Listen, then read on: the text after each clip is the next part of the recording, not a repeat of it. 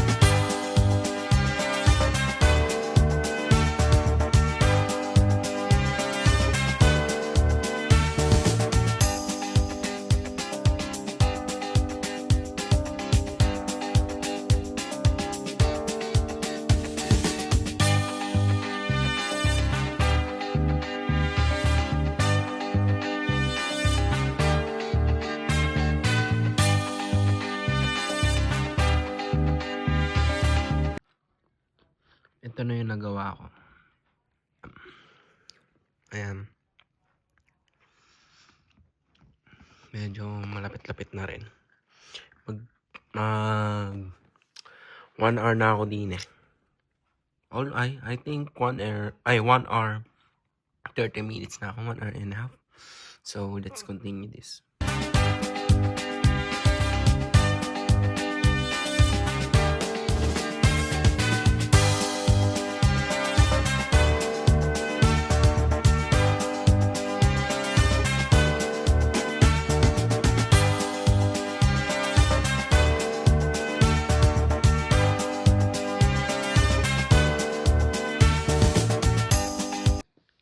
Visit. Ang tagal kong ginabit to. Ang liliit nila. Ang hirap nilang ipasok. Kailangan mo talaga ng patient dito sa pag-build nitong display na to. Electric guitar. So, let's continue.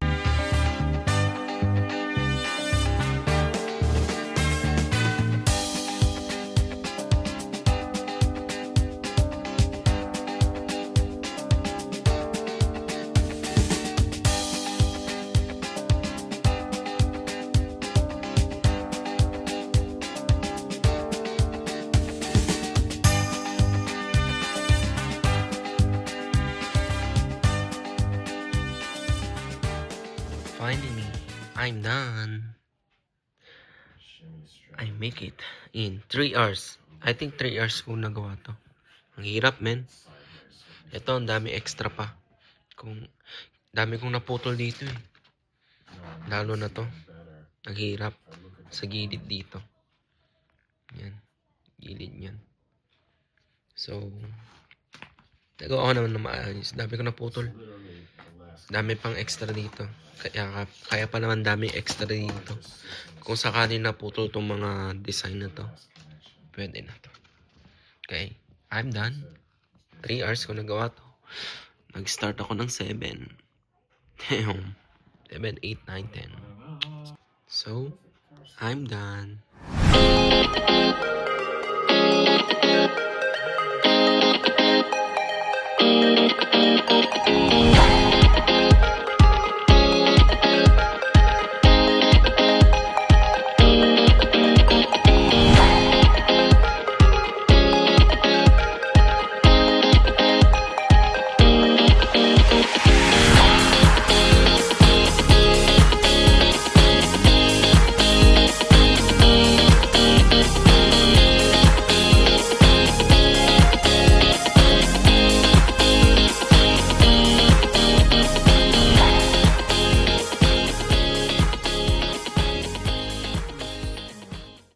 Yo, what's up? Kakatapos ko lang maligo.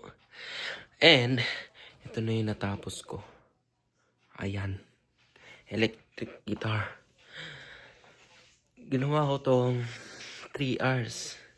Kailangan mo talaga dito yung you need consistent and patient. Kung wala ka nun sa isa o dalawa na yun, hindi mo talaga matatapos to. Ang hirap talaga. Kala ko hindi biro gumawa ng ganito. Pero I deserve it kasi nagawa ko ng maayos.